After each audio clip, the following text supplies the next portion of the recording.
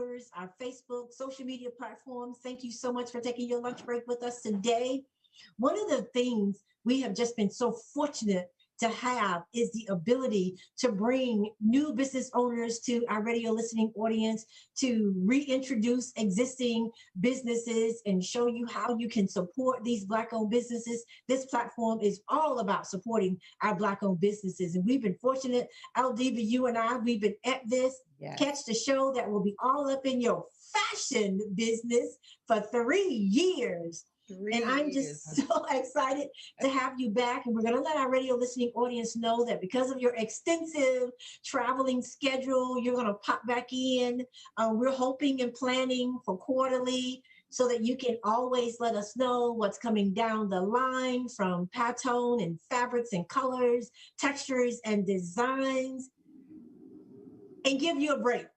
Yes, ma'am. I'm excited about that. Sad to, go away for just a little bit, but I'm going to go away, take care of some things, re-energize, and come back and with a lot of good information to always share with the listeners. I love our listeners. I love this platform. And of course, being the co-host with the Queen Diva is such an honor. And so I'm going to miss that for a little bit, but I'll be back. And I know you have us in great hands. You're going to have some new information to share shortly. So I'm excited that the platform is going to continue on. We've got some exciting things to come down the line, but I'll be back.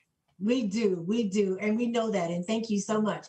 So let's take this opportunity to welcome to the fourth hour of the show. And that's Mrs. Ky-lia Campbell O'Neill. Welcome to Let's Talk Business with SJC and Aldiva. Thank you for having me. It's our pleasure. And at this opportunity, we actually have two guests here, and I'm going to introduce them both, but I'm going to start with who will be sitting in the co-host seat and will be launching her business on Let's Talk Business with SJC, and I'll be saying, and my co-host, Ky-lia O'Neill, but you all know her as Ky-lia Campbell, you know her as KCD, Ky-lia Campbell Design. So for those that are tuning in for the first time, and you're wondering, who is this beautiful woman? Well, let's just find out who she is. Born in December. I won't even tell you what year. Raised in the city of Tampa, Florida. Homegirl, primarily by her mom, Tamika Doyle, and she credits her with her godly wisdom and rearing her, and her father, Calvin Campbell, who's an entrepreneur, so we know where she gets that spirit from. So Ky-lia always said she wanted to be a teacher, but little did she know God had bigger plans for her. So suddenly, at the tender age of 19, and y'all, she still looks 19 today, Ky-lia became passionate about learning how to sew and began researching on YouTube for anything she could research and learn. Ky-lia's sewing passion evolved and pushed her to a pattern of absolute excellence in custom design clothing. She's a clothier. She's couture, and you would love that about her, Aldiva. Yeah. But as Ky-lia says, as God would have it, at the age of 21, she became the full-fledged owner of Ky-lia Campbell Designs. You all know her as KCD. With a storefront design shop. I've been there. It's beautiful. Congratulations on that accommodations. But this, and because of expansive growth and space, she now has a sewing school so that she can teach classes to young children, to teens, and as well adults. That's phenomenal. In just 3 short years of business, Ky-lia has served over, are you ready for this? 1,000 clients in both the U.S. and internationally, considering places like Japan and Europe, even here, Alaska. In 2018, she married her best friend, Matthew O'Neill, who also works in the business as a graphic designer, along with her mother, Tamika Doyle, who is her assistant manager. As her business continues to grow exponentially, Ky-lia's vision of the future for KCD is global and without limits. Again, welcome Ky-lia of KCD to the show. Wow. Thank you so much. I'm so happy to be a part of the show, and I am thankful for the opportunity. Cheryl, thank you for calling me and asking me to be a part of the show. I know it was such a hassle because I'm so busy, and I'm in the middle right now of teaching my academy, and so I know it was so hard to finally get a hold of me and to be able to be a part of the show. But I'm so glad that you were so adamant about me being a part of it, and you didn't give up on me. You kept reaching out, you kept texting, you kept calling, and I'm just so happy to be here today. Thank you for the opportunity. It really, really, really means a lot to me. I met you when you first got started, and I saw your designs, and I commissioned you to do a whole set of Afrocentric bow ties. And Yes. I knew then that our paths would cross, and they did. They've continued to cross. When you did your open house, and I got to come to your boutique and look and see what you were doing. And we're going to talk a little bit about who you are and what you're all about. We know how you were passionate. You taught yourself how to sew. Listen, I'm a seamstress. And I come from a whole line of seamstresses and dressmakers, and that's not easy. So to have that desire to want to learn how to do that, kudos to you. So you told us a little bit about your passion of wanting to sew. Today, I almost call that the lost art. But as I was talking to Ky-lia El Diva, this is what reminded me so much of you.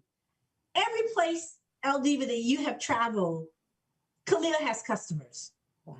And when I look at your life and how when I met you, it was at a networking event, then numerous networking events. You certainly supported all of our networking events, and as an advertiser of DSI Black Pages, our paths crossed so many years ago. And then to know your husband made it even more special. So when I see how Karan works with you and knows your setups, and he can do your show by himself. That's just how good he is. Yeah. And to hear that now who's going to be sitting in the seat for you, Ky-lia's husband does the same thing. And you guys have such parallels. She creates the designs, she makes the designs, and now she's got customers all over the world. And then you take designers' designs and you help to outfit those fashionistas. And those who are not, you help to bring them up to that level. You guys have so many comparisons that I just love, two godly women that I love about you tremendously. So El Diva, what would you say to this young entrepreneur 3 years into this brutal business, but a great business at the same time? El Diva? Well, first and foremost, I must say I am so impressed, very, very, very impressed. And I don't know if there's much advice that I can give you, because it sounds like you have it already, sewn up, no pun intended. But I love it. Sounds like you have it under wraps, that you have you got a great business model, you got a great plan. It sounds like you're very successful. You have a storefront, and that's not something easy, especially during the COVID time. So, and now that you're open and able to extend your business, to a different level to provide a camp, a sewing camp, you're taking it to the next level. That is so impressive. And I just see greater heights for you. I see you continuing on, and I'm just really, really impressed. And I would love to collaborate with you. Maybe have some of your designs in my boutiques. I would love to, have a collaboration with you. I'm so very, very impressed. And I feel so good knowing that you will now be the co-host for the show. So I am just so happy and delighted, and looking to hear more from you, get more design ideas from you. Just to keep us all fashionistas, keep us just all classy, sassy, and fabulous always. Yes, ma'am. Thank you so much. You're very welcome. Awesome. Let's take this opportunity, and we want to hear a little from Ky-lia. But to those who are listening in, you also see another face on the platform Zoom screen, and that's Norma Pruitt. And let me first just take a moment to welcome Norma to the show, but we're going to come back and do a formal introduction. But let me ask you, branching out, she's an educator, and you're going to hear about her career and her profession. What would you say to this budding entrepreneur, Norma? First of all, congratulations. And it is beautiful hearing that you are teaching the young children how to sew. My grandmother and all of her friends, like you say, you come from a line of seamstress, and this day, I keep telling my sister, I'm like, it would be beautiful if I knew how to sew. If I could just put this button back on. I've been saying that for the past month or so because it's little things that I know if I was with my grandmother, she could do this for me. So I really appreciate the fact that you're giving back and allowing the children to be able to pick up, like you say, the lost art that as a generation, I feel like we kind of just put down. So thank you and congratulations. Thank you, Norma. You never know, but I think in our African American culture, so many of our second and third generation were seamstress to begin with, or someone in the family knew how to sew. My aunt, and we talked about her, and the Lord called her home at 90 years old, Margie Brooks Nickerson. She was an extraordinary designer, Ky-lia. She could see an outfit and just make it. Now, me, I need a pattern, but I have a sister. My sister, Sandra, oh my gosh. Her shop should have been Sandra's interior designs and as well couture designs. She likes to create her own patterns. And so to hear us talk about these multiple generations and how now you have that gift, we've talked about it. Looks like you've got a new student in Norma. So you can Because I definitely do. Yes. hang out, Diva. Yes. Ky-lia, I know you have a school on site and we're going to talk about your school. So fun. I love the Academy's name, but I'm thinking you may need to do a virtual class as well. Have you done any virtual classes? So I haven't, and I received tons of messages, calls, texts, asking if I can do a virtual class because I have so many clients that live out of state in various states, and they're always like, "Can you please do a virtual class?" And so I have to just make the time and just go ahead and do one because I know it would be great and definitely an amazing class to have. So yes. It will be an amazing class to have. I know at my church, a couple of those in my generation decided that we wanted to do something so that our young girls would know how to sew, knit, crochet, cook. And we actually called it the Summer Lost Art. And many of them had never even picked up a needle before. So I feel you, Norma. So that being said, let's just dive right into who Miss Ky-lia is. So YouTube, tell us a little bit about that first video that said, I can do this. Okay, so when I started out with YouTube, I would follow a young lady on YouTube, and she didn't have her own like storefront or studio, but she would sew from her home, and she would use clothing that she already had at home, and she would buy new fabrics, and she would lay out the fabrics, get the clothing that she would like to replicate, and she would put it on top of the fabric, cut it out. So she didn't use patterns, she didn't use anything like that. She just used clothing. And she would cut it out and then take it to the sewing machine, show you how to sew it up, sides and hem and all of that. And every day when I would come home from school, I would be like, okay, I'm going to go watch. I would go home, go in my room, close the door, and get on YouTube, and I would just watch her over and over and over every single day. And I didn't have a sewing machine. I didn't have anything to even sew. I just loved watching her videos. And so she created like so many different pieces, from dresses to skirts, tops, and she would make the outfit, and then she would put the outfit on and then show you how to style it by putting on heels, accessories, and she would go out to like the beach, and her husband would record her, and she would post the videos on YouTube, and then she would challenge other people to do the same thing. So, and then you would upload your video of what you made, and then she would feature you on her YouTube page the next week. And so I remember being in my biology class in high school, and I received a message from my cousin because she's the one that introduced me to the young lady. And she sent me a message stating that she was murdered. She was murdered by one of her ex-boyfriends. Like, he was just very jealous of her success.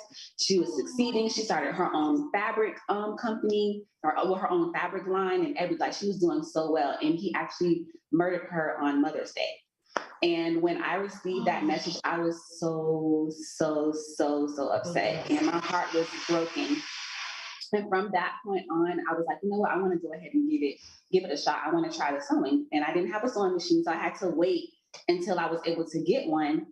And I remember going on a trip to Mississippi. My husband's from Mississippi, so I went on a trip and I went to go visit some of his family.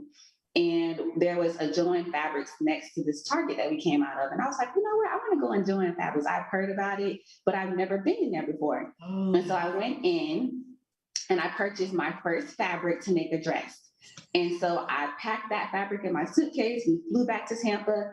And I remember going back to church. I was so excited. And I was telling someone at my church, oh, I bought some fabric from Joann and I want to make a dress. And I'm going on and on. And she's like, do you have a sewing machine? And I was like, I don't. And she was like, well, I have one that you can have. And so that same night, she brought it to church and she gave it to me. And the next day, it was on a Monday, I took it home. I didn't have like a table to like sew on in my room, but I went and got an ironing board. So I got an ironing board. I set up the sewing machine on the ironing board, and I started cutting out a dress from a dress that I had, just like she did. Her name was Misha. And it was an epic fail. And I laughed because I messed it up so bad. But I was like, you know what? I'm going to keep going. I know I can do it. And so I went to Joann's in Brandon, bought some more material, and I was able to make my first dress. It wasn't perfect, but it was good enough for me to wear. And I wore it to church. And I got so many compliments that Wednesday when I wore it to church. And I went on Facebook and I made a post about making my first dress. And that's how I got started. Listen, I cannot wait to have you put or share that video when you come back.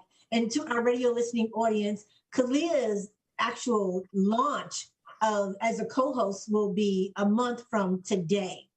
And so you can catch her on the 4th hour in July. But we must show that post from your video. Yes. And I still have the dress too. Oh, that's even better. Yeah. Because when you're a seamstress, you should always keep that first outfit. And I'm thinking back to when my mother taught us how to sew, you got to go to Joann Fabrics. My mother would take one of her dresses, and I'm telling you, the bottom portion, the skirt of that dress had to have been about 2.5 yards by itself. It was either a gathered waistband or a pleated waistband, and she would press it out, and that was our fabric. And she would make a little pattern, and we would do the tops and then the shorts, and she would flip it over. It was a one size fit all. And if you needed to adjust it, then you just had to learn how to take it in. And so we didn't even get to go to a fabric store.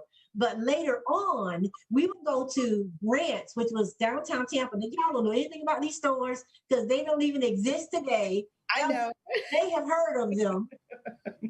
And that's where we bought. Fabric was 5 yards for $1. Mm-hmm. And we would eat. There were 4 girls, and my mom would buy the fabric, and those were your 5 outfits. And we made our outfits to go to school, and you had 5 outfits. But my sister Sandra, she would take the scraps and mix it up with some of the other fabrics, and somehow she would always end up with more outfits, like 8. And her outfits never looked like our outfits. And then from there, we graduated to a store called Fabric King. Now, you may have heard that name. They're out of business, and then they had 4 yards for $1. But Ky-lia, to your point, my sister and I would go to Fabric King on a Saturday. We would purchase our fabric. We would come home and we would make that outfit and in 2 different outfits. And we would show up at church, girl, looking like the fashionistas. And then we would say, girl, don't touch that. My buttons are pinned on. Or don't touch that. That zipper isn't all the way in. I can so relate. Oh my goodness, this is so funny.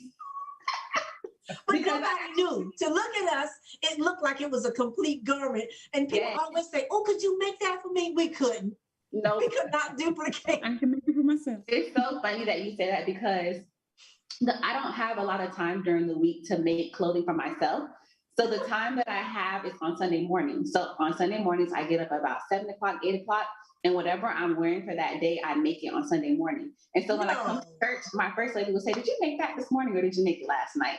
And I'll say, I made it this morning. And she'll be like, can you make me something like that? And I can, but I always tell them what I make for myself in a rush, I would never do for you because absolutely you can't, it's not professional. You can't do that. But yes, I can make it for you, but it would take a lot longer.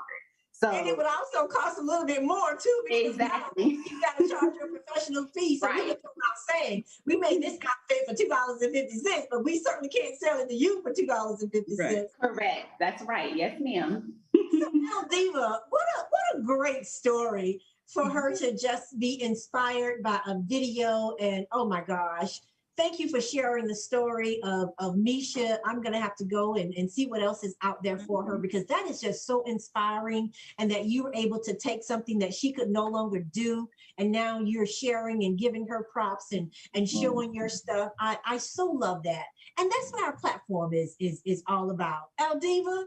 Yes, you know, I'm so impressed, and I'm laughing at the stories that you all are telling, because I think us more mature, experienced individuals, we can relate to stories of our family members making things. And I remember stories people told me about my mom, how she would make things, because my family's come from a family of seamstresses as well. My aunt was, you know, she could sew anything, and she got it from my grand aunt that could sew anything. And they would tell stories how my mom would take all of their fabric, anything that was left over, and she would sew it. But she would sew it so tight that she couldn't walk in it. So you would see her hopping across. They lived in West Tampa, and there used to be, I think that bridge is still there, the overpath. Oh And she my would be goodness. hopping down over the bridge trying to get to Blake High School. But she was clean, and she was the, you know, fashionista, and she had the, you know, the nicest thing on. And it was something that she sewed, but it was just so tight. And, you know, Hey, been there, done that. and I have always been the one, whatever I bought from a store or from anywhere, I always embellished. I always went back and put something else on it, because I want to be different. I don't want to see anybody else with that same outfit on. So I would cut up my dress or my pants. I would put sparkles. I would put rhinestones. I would put sequins. Something had to be different with my outfit. So, you know, it's just so funny to hear all of these stories, and the story of Misha is just so heartwarming. Yes. It's just heartbreaking, actually, but heartwarming to the fact that she was able to inspire you.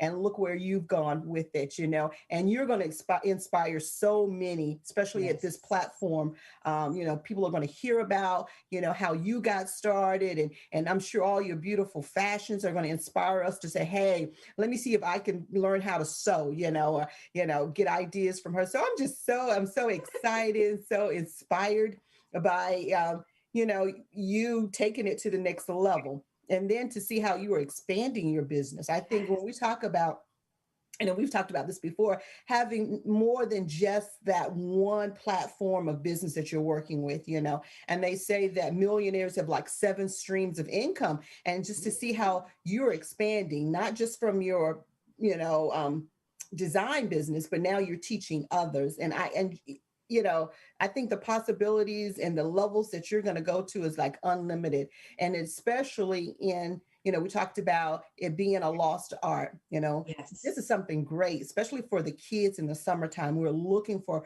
things for kids to do. And it's a learning opportunity, because with the sewing, you get organized, you have to pay attention to the details. It's going to give them so many different, attributes and things that they're going to take with them outside of just the sewing, that they can take back to school, take back into their adulthood. So I'm just so excited. I mean, beautiful young ladies here. It's just so good to see this, you know, so very, very good. And most definitely, I will be chiming in. You know, we have the videos. I'll be coming back and watching the shows, and I'll be calling you up. And I'm just so really, really excited about all of this right now. I am too, and I'm so glad you shared that your family was also experiencing the same thing. There's always, as I said before, you heard Norma talk about, you know, her parents and grandparents being seamstresses. It was just part of the African American culture. Yes. Someone in that family knew how to sew. We were also dressmakers for so many of the other cultures. I know my mom did sewing for my father worked with some Italians, and my mom could hook some things up, and my aunts also did that as well. And it's just great hearing that. I'm so excited to know that we were not the only ones making stuff and then trying to figure out how to put it together and wear it. And I remember, and Ky-lia, you can tell us about one of the things. I did a wedding. That was probably one of the biggest challenges I've ever done. So as a seamstress, what are some of your most challenging assignments? And have you done a wedding before? I know this, but to our radio listening audience, so that they can see the scope of your designs. Okay, so one of the most challenging projects that I've ever done was to create a boxing ring cover for a boxing gym. There is a boxing gym in Tampa owned by Coach G. It's over off of Bush. It was in the same plaza that I was located in. He needed a new boxing ring cover, and he couldn't find one online to fit his ring, so he asked me to custom make him one. And that was so challenging, but we were able to get it done. My husband had to come in and help. My brother had to come in and help because we had to install the grommets. Like, it was just so much work, but we were able to get it done. And of course, I do a lot of weddings, primarily bridesmaids. Those are always challenging, especially if the clients live out of state and I'm dealing with them, virtually or just, out of state. So yes, I would have to say, but that boxing ring was one of the most challenging projects that I've ever had to do. Wow. And so when you're looking at, or somebody's making that request, when do you actually say, no, I don't think I can do that, or, that's not in my wheelhouse? Or have you found something that you just could not do?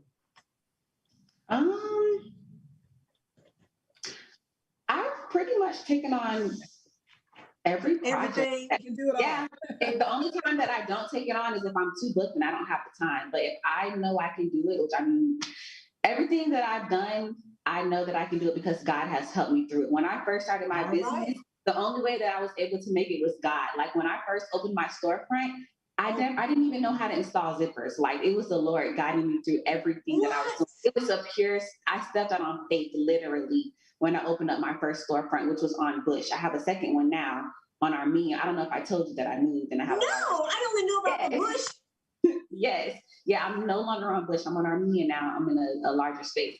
But yes, so it was just pure faith. Like, I stepped out on faith, and it's going to be 4 years later, and God has just done so much in these 4 years. Oh my goodness. Would you look at that design, and if you saw, to our Facebook looking family, we have about 3 of her designs. We're going to show the designs and we're going to put them back up, because we know that Ky-lia has to go back to her. You have about how many students? 15, I think it is?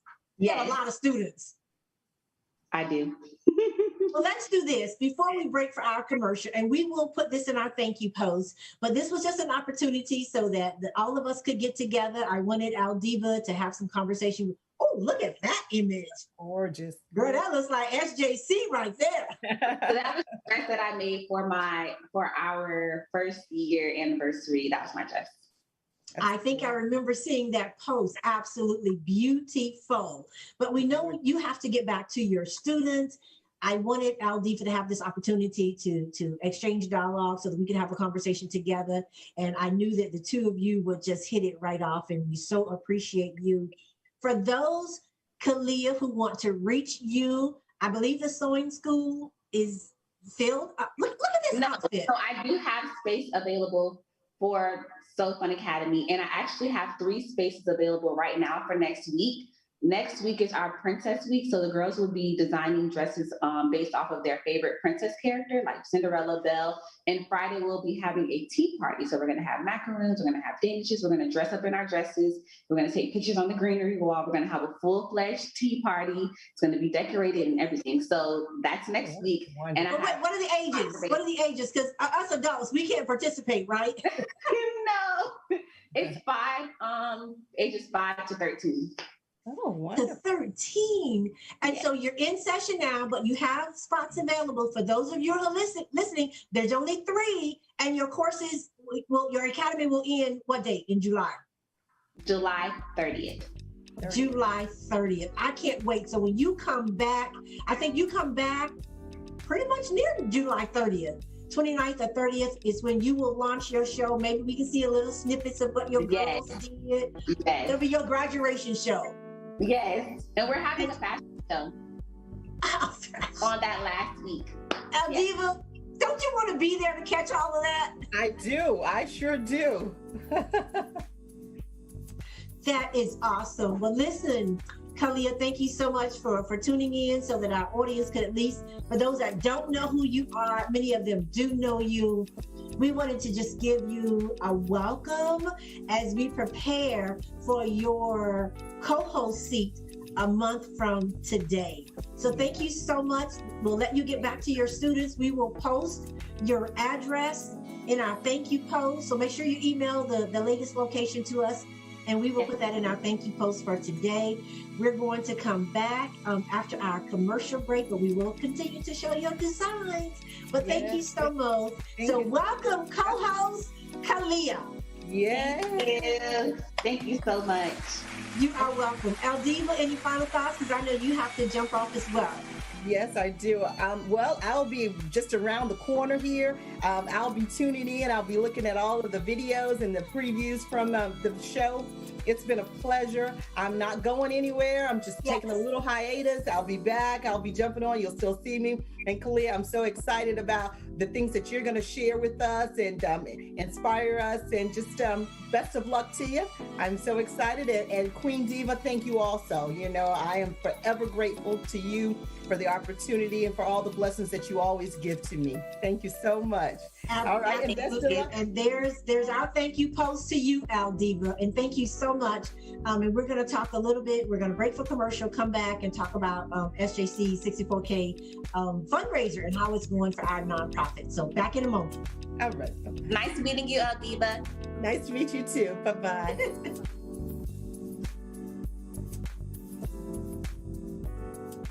See you nodding your head and tapping your feet. In Touch Radio will be right back. Y'all be playing some of the best music I ever heard. With more of your OMG jams, we're In Touch Radio.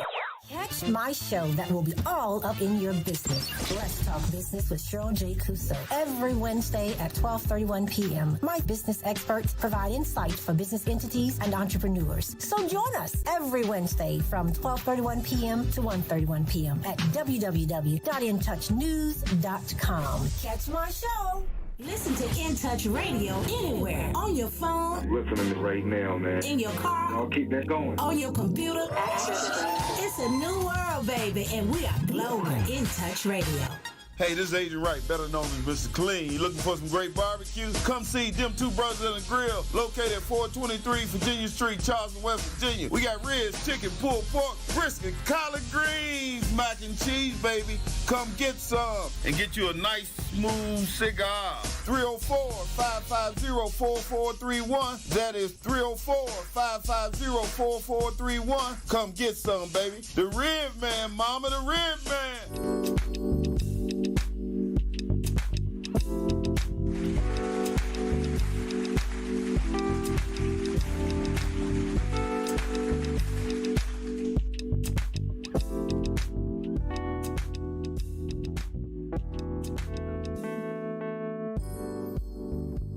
And we are back. Thank you so much to our Facebook family for tuning in. What an exciting first half of the show. Congratulations to my co-host, Aldiva. Thank you so much. We've had a remarkable 3 years of every fourth hour of the show. You're coming on to share with us, and we're looking forward to you making your cameo appearances. So happy to have Ky-lia to come and sit in the seat as co-host as we welcome her back. So now for the second hour of our show, we are super, super excited to be able to bring to you another first. And we have our author, and that's none other than Norma Pruitt. And she's going to talk to us because I love her pen name. She has an incredible pen name. But Norma is, are you ready for this, ladies? We're coming out of a pandemic, and she is the one you want to look up. An athletic trainer with a U18 at, and you'll have to say this, Blanche L. High School. Blanche E. Okie dokie. She earned her Bachelor of Science degree in Health Services from Florida Agriculture and Mechanical University. She is a recent graduate of Florida International University, where she received her master's degree in athletic training. While this is her third year in the field, she's excited to merge her previous supervisory experience, expertise in mental health, and love and knowledge of sports to assist in cultivating the next generation of athletes. I love that. Born and raised right here in the inner city of Tampa, Florida. Joneses. That's her avatar. That's part of her pen name. So get used to hearing Joneses is no stranger to drama or trauma. Born into a life of sadistic, unfortunate events, she had to battle her parents' addictions, inevitable anxiety, and a lifelong feeling of imposter syndrome. Nevertheless, she persisted and persevered. As a graduate of FAMU and FIU, respectively, she now gives her time, her talent, and efforts where it's needed the most. As an athletic trainer in the inner city, she makes a conscientious decision to be able to work with the adults once she is introduced them and identifies what their needs are. This is for the love of children. This is her love of children and every adult recovering from traumatic events. You survived the abuse. Surely you can survive recovery. Again, welcome to Let's Talk Business with SJC, my co-host, Diva. I'm so glad we were all on and we were able to just have a little dialogue with you. You must feel elated today. Today, I honestly feel relieved. The book has been out. You birthed this baby? I birthed this baby. I honestly did. When I picked up my first shipment, I picked up a shipment of 200 books. And after I drove away, I was like, I really did. I had got it. Hold on, Norma. We just read this elaborate bio of where you are, but we didn't take our radio listening audience to this new paradigm shift that you've made in that as a first-time author. I am an author, yes, ma'am. So since we want to talk about the book, we're just going to delve right into the book because we don't want to miss a single moment. We'll come back. We know where you got your educational pursuits. If they're parents you want to shout out, and I happen to know you're beautiful. I know your family. But the person I met first was your beautiful grandmother. And I know that because we were together at New Mount Zion, and that's the late Mrs. Carolyn Watson. And she served as a ministry leader, and I got to follow in her footsteps as a ministry leader. And I love the way God just brings my life full circle. And so I'm working with grandparents, and now I'm working with their children, and now I'm working with their children. I'm just only getting younger. Yes, ma'am. We know about that 64th birthday.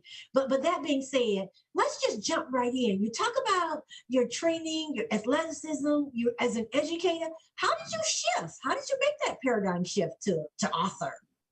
Oh gosh. So the book actually was birthed a month after I graduated from FIU. So it was 2019, and I was studying for my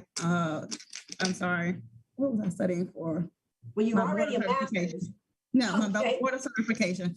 So I had my degree, but I couldn't practice until I actually passed the certification exam. And one day I went to the library, my head just would not focus.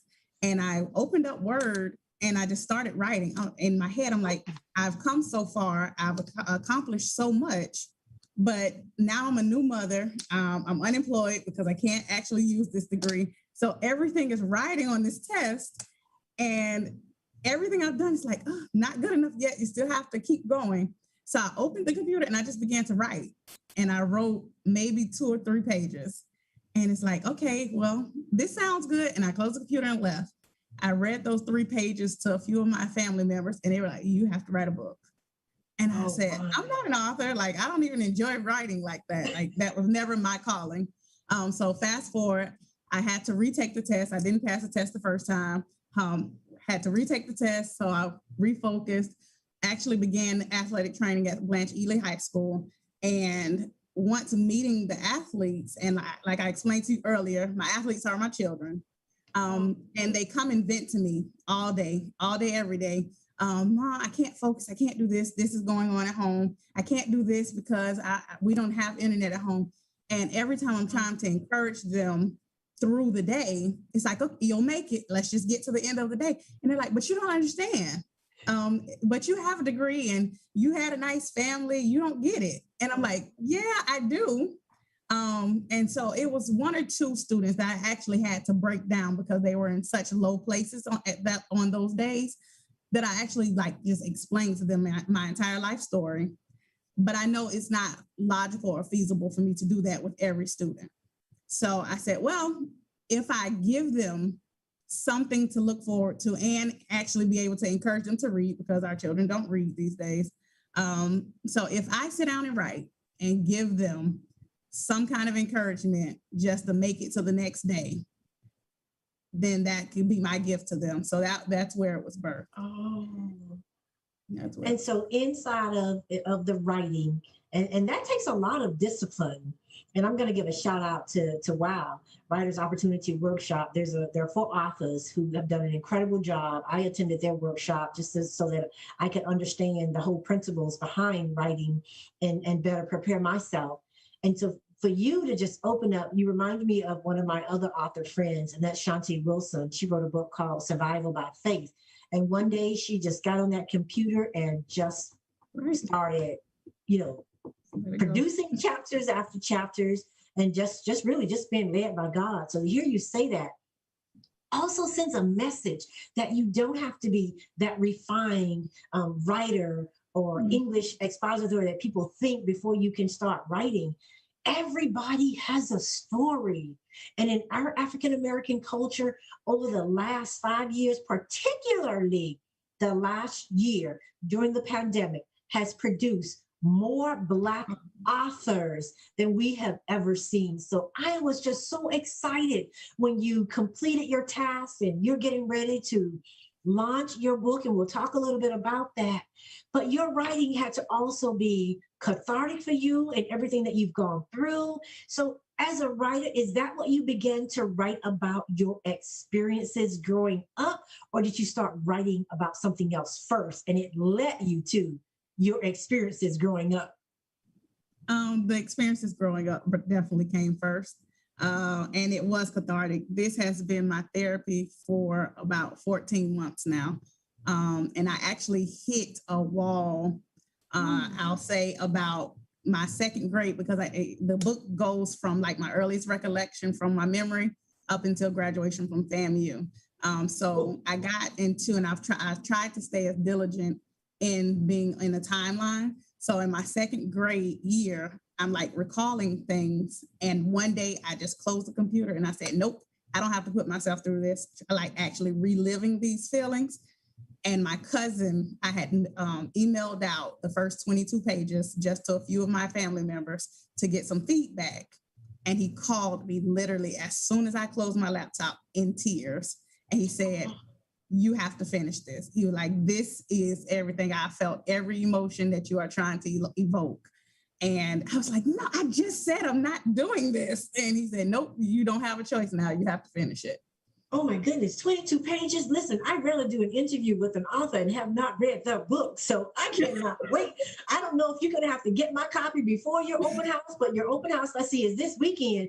It will be on Sunday. Yes, ma'am. Yeah, I want my autographed copy, but listening to you talk about it, I'm already excited. We mentioned that I thought it was going to be a page turner, and I think it is, because just knowing a little bit about your life and what you went through growing up, but to see what you blossomed into today, that message, Norma, or your pen name, Taquandra, is going to just Joneses. It's going to resonate with so many children and students. And they're going to say, I'm not the only one whose life was jacked up and went through all of the things that you're about to share with us, give me the teacher's name of your second grade.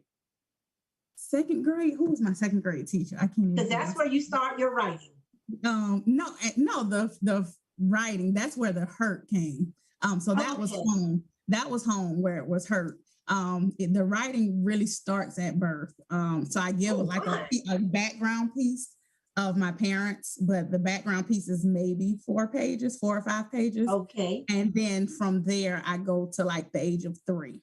What school did you attend in elementary? Since you're I attended Cahoon. I attended Cahoon Elementary. I attended Sonota Sassa Elementary and Folsom Elementary.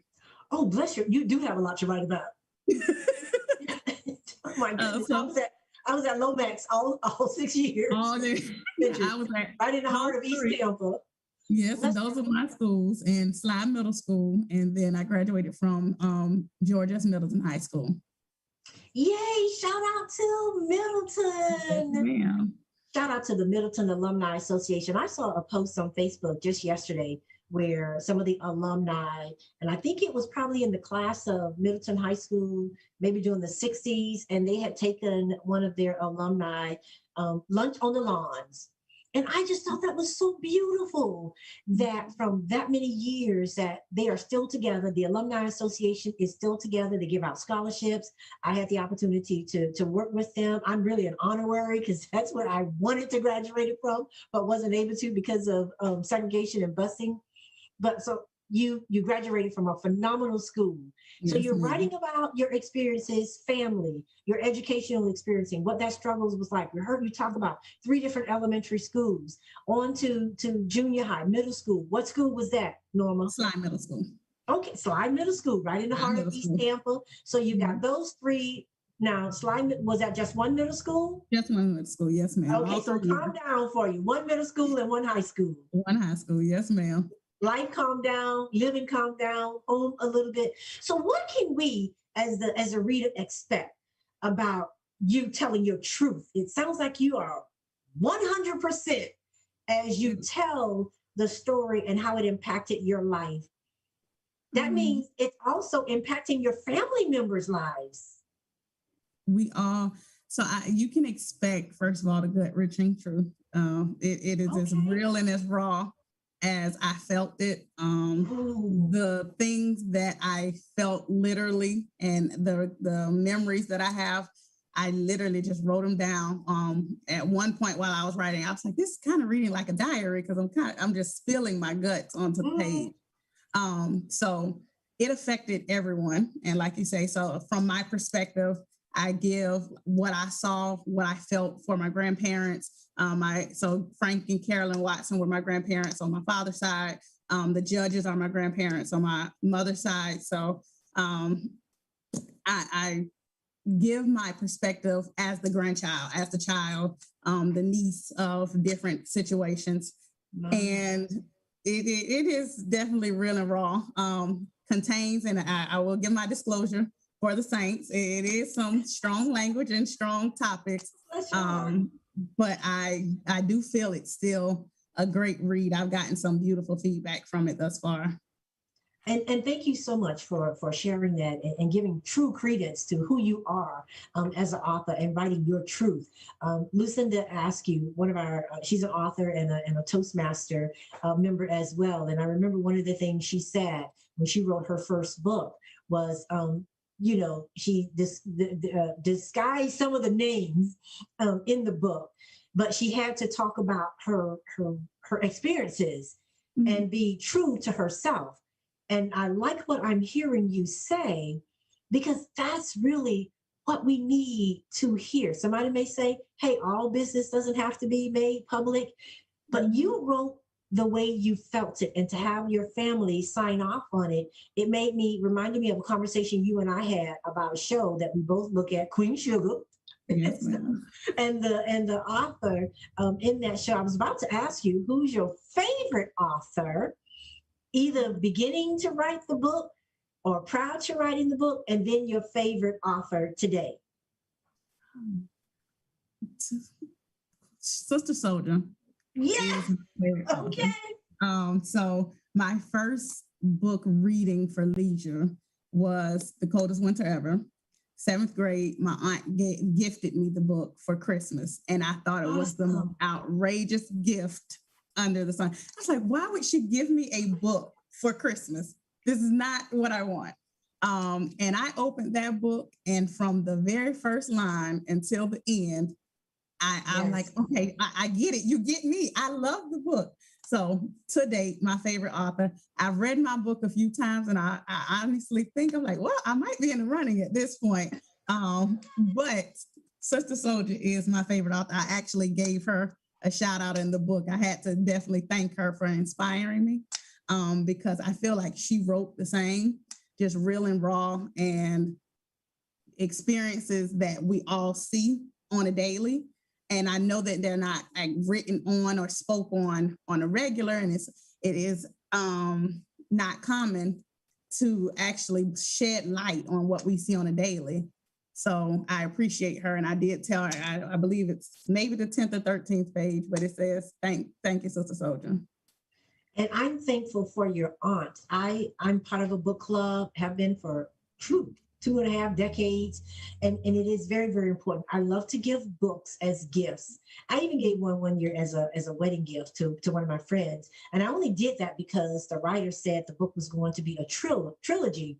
And it would start off talking about a relationship and about marriages. And I thought that would be a great packaged gift. But to hear you say that, and to your aunt that gave you the book, who knew from a young child back then that it would spawn until the writer that you are today? Yes. Shout out to your auntie. And we must encourage our young people to begin to read. And we as adults should share those books and give them that experience, because we're spending so much time with technology and doing other things. Even I'm still I've been a part of Audible. I kind of go to Audible if it's book club and I've got to get that book done, but I love the ability to be able to curl up in a book. I mean, if I panned around, there are books all down my credenza. I even love to smell the ink on the pages. I like flipping the pages. I like highlighting important points or dog-earing the pages so that I could go back to them at a later date. It's just something about that book. Right. And maybe it came from our parents, my mom in particular, giving us these little Bibles. Actually, the Bibles were given by somebody else. And before, it was a long time before we got our first Bible, but learning to read the Bible and doing so on a daily basis, just that inspiration alone inspired us to be able to read. So I want our radio listening audience to know, and again, to all of you who are listening, thank you, please, for Norma. And we really should be calling you your pen name. Share the post. Share the post. I don't know how many books you brought here to for your open house. You're going to be at the Flame. We'll let you tell them, and then we're going to go and do our graduations and do an update on our birthday fundraiser and make some announcements. But tell us where you're going to be this weekend, how many books that you bring, because we want it to be a sellout. We will include all of your information, your contact information, your website information in our thank you post. But we want people to like and share so that you will have a successful authors showcase and book signing. All right, yes, final thoughts, and then you'll stay here, but give us your final thoughts, and then we've got to go into our announcements. Okay, so you all can find me this Sunday. I will be in Tampa, Florida. I'm in South Florida now. I'm located here, but I will be bringing about 120 books with me. And it will be my book signing, but it is my author's reception. So it's honestly just 4 hours of us partying and celebrating the fact that it is a completed project, and celebrating everyone who has had something to do with it, the people who have actually played such a huge role in my life. And come and support, come and enjoy with us. Come grab a snack, hear me read. I'll be reading for about 15 to 20 minutes, just sharing small excerpts from the book.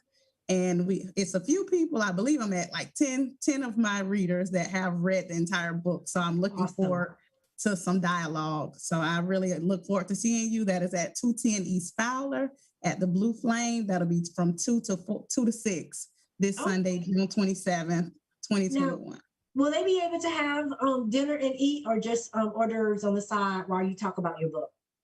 I'm not sure if they'll be open. That's okay. Just show up. Just show up.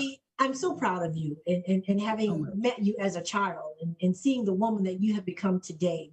Congratulations to you. We're here to support you. I'm so glad you were able to come on the show today to talk about your book. I look forward to getting my autographed copy of it, and I'm going to bless somebody else with a copy of it as well. I think that's so very, very important. So for those of you that are come and buy one book and then gift another book so that all of her books will sell out and sell out expeditiously. So sit tight because your information is up there now, June the 27th. Beginning at 2 p.m. 2 o'clock. Okay, now, so to my Facebook listening family, and thank you so much because I know you made a contribution or to the SJC 64K birthday fundraiser that we kicked off on last week. I mentioned to my Facebook family and friends that what I wanted to do for my birthday was to be able to be a blessing to other nonprofits. I selected 10. 8 of which I have worked with diligently over the last 20 years. And I wanted to be a blessing to them, with the first one being a second wish. So all of those donations coming in right now that are earmarked, they are going to a second wish. And so I am so pleased. If you can see the banner that's up there now, in 1 week for a second wish, we have already reached, I think what is that, Ricky, 20? Oh, shoot. We would have that little number. Drum roll, please. Diamond, what's our number? So the beautiful thing about raising funds on Facebook, they track all of the dollars for you. And we were thinking that the Facebook donations would be would show up relatively quickly, but it's the offline donations that have surpassed our Facebook donations. So listen, please go to my Facebook page. It's still not too late. We're fundraising through December. Lord have mercy. We are fundraising through December, but that's for all 10 charities. But for a second wish, we're going through July. So at this moment, we have already hit collectively $1,200 on our Facebook and $1,300 on our offline, but that number was as of Monday. We have already exceeded that. So I think it's probably safe to say we have reached the halfway mark for a second wish, and know that we won't even have to wait until July. We are going to far exceed that and make wishes happen for the kids who are struggling with traumatic medical issues and challenges, or some may even be terminally ill, and we are helping to bring a little life into their world. And that is just so exciting. Next week, you'll be able to see all of the 10 fundraisers, but we did not want to take away from those that donated to a second wish. So this is a best special thank you. We will post the updated thermometer goal to our fundraiser Facebook page and keep you posted each week on the show to let you know where we are. Now, collectively, the fundraiser for Cheryl's 64K birthday fundraiser, we have already exceeded, are you ready for this drum roll? $10,000. So I am so excited to the donors who continuously are giving and those who are going to give. Remember, go to the Facebook post. We'll post the information there. Now, on to our graduates. Congratulations. Graduations are still going on. Many of them are wrapping up, and we've been shouting out a couple of graduates each week at the end of the show. And so we want to take this opportunity to shout out 4 more. If you are a part of our weekly e-blast, you can see all of the graduates that we've been shouting out. And then we have 1 more week in the month of June. And so we will continue to do that. So Lena Burns, congratulations. She has completed middle school and is getting ready to go on to bigger and better things. Congratulations, Lena. Lena just happens to be the niece of Aaliyah Watkins, one of our admins. And then we have Alexandria. We're so proud of you, Alexandria, and the work that you're doing. Alexandra Polite graduated from Blake High School, getting ready to go to college now. And that is just so very, very exciting. Kudos to you. And having someone on the show, an educator like Norma, we can appreciate where you guys are coming from. And oh my goodness, to To Jade Boone, what a phenomenal young woman, a graduate from Howard University. She's actually the cousin of our co-host, Diva J, graduated at the top of her class, magna cum laude. Kudos to you, young lady. We know the world is looking to see what great things that you're going to do as you impact the lives of others. And then let's take this opportunity, yay, to congratulate Dr. Jamia Washington, the daughter of Henry Shake and Cheryl Washington. So proud of her. She is now a cardiologist. Congratulations. And that was the University of South Florida.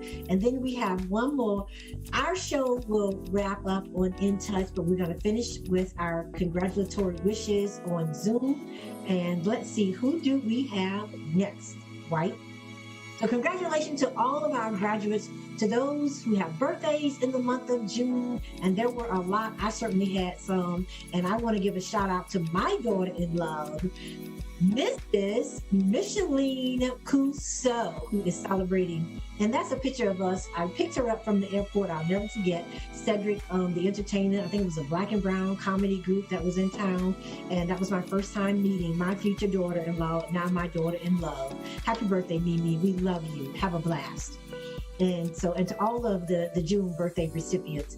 And then lastly, a shout out to my baby daughter, Mr. and Mrs. Daryl and Alana Oliver. Happy first anniversary. My daughter came into town so that my husband was very, very ill at the time, but he managed. She wanted him to perform their wedding vows, and he managed to walk her quickly down the aisle and exchange those vows.